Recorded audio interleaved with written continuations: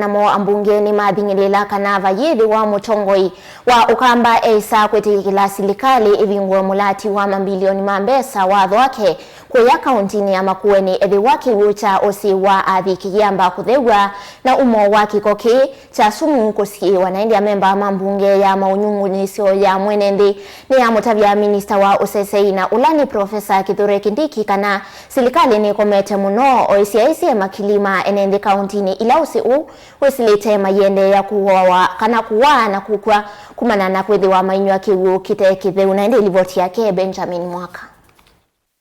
Nivatoneka mulati wa mabilioni mbesa wa kiw'u Silanga wa Thwake kuya kaunti ya Makueni uketelanga kwa ilungu ya sanga kuisa kuvingwa ethiwambe usi wa Athi ula wetete kiw'u Silangani uyamba uthew'a na kusiya kiko cha sumu kila kithia wakionoiwa usini uno wawasya umwena ulo wathingililwa ni mwene kivila muyumba wa kiticho milono wasua ni mbaye amemba manzama ya Ambunge ulo wa maunyungunisyo ma enenthi nimathingiliila kiw'u cha Thwake kithiwa kitena uniko kwa enenthi ethiwa vayina nzia nzeo sya kukitana na kwitwa kwa kiko usini uno.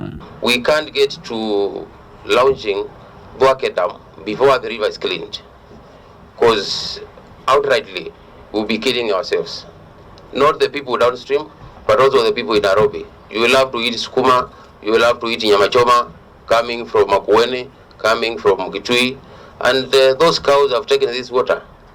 Those sukumas have been planted through this water, so the people in Nairobi can't run away from the effects of the polluted river. Everybody is affected. Zama ya Ambunge ya kukunikila maunyungunisyo ma enenthi ri muthiano wa kuminukilya ukunikiliwa uyu ulwa mwisho wa kiw'u cha Athi na ni amwikia kikangoni minister wa nthini Profesa Thwake imwenda hailesinzia ila silikali ikutumia kuikithia andu onthe alama waite na angikwasya thayu undu meithwa maikwata ndivisyo na anganganya makuonoesya kiko kiu usini wa Athi kwaso matambia mai makimiao. Does the ministry have the total number of companies which have been polluting the river, and are the locations well known where they are? I don't know whether the ministry, as you've also indicated, is ready to compensate the damages. I feel very painful, maybe because the river runs through my constituency, but I'm wondering if we are to wait for a petitioner to do a red flag for us to know something is wrong in this country. Don't you think we really have a missing gap? Where is the problem, Waziri? Where is the problem? Because if we have laws, if we have penalties for pollution, why are these the people the president was mentioning? I remember he mentioned about someone in the roads department who cannot be touched. Is this department or this pollution, the pollutants are also the cartels that the president was mentioning that they cannot be touched? For environmental protection, the easiest and most legal route is to use the Environmental Coordination Act. We have a beautiful legislation, beautiful system. It's just giving life to some of these things. That is not difficult. Someone needs to be identified as a polluter, as a persistent polluter under the Act, designated as such by NEMA, and then penalized. And those penalties now are used to compensate the victims of. It's just enforcement. So once we establish this, the culprits,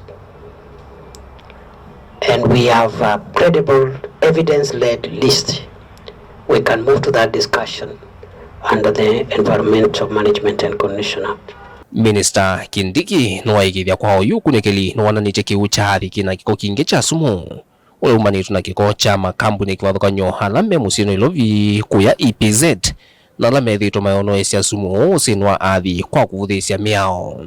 Some of the chemicals that have been found present in the waters of Athi River are toxic to the level of being what experts call persistent organic pollutants, which means they can be transmitted through the food chain.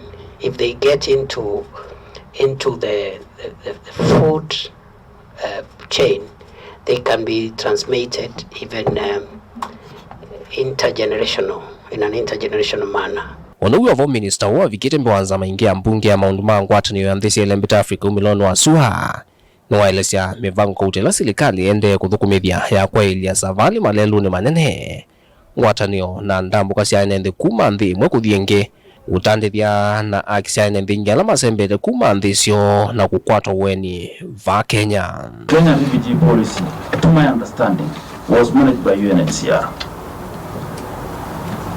up to maybe a time. Is that correct according to my understanding? That's the question I'm asking. Kenya government having hosted refugees for 35 years or 40 years, but then with all those environmentally, socially, economically, it looks like the partners, the donors, have left the problem to us. We are going to take over. We have actually started that process, complete takeover, that process, and we are in the process of setting up within this financial year an integrated population management register for the country, which will bring together the master register, population register will bring together a component of all the citizens of Kenya. Vilingi wa mauvoku mamusini wa Ilovi nye Nito Benjamin na Mwakam.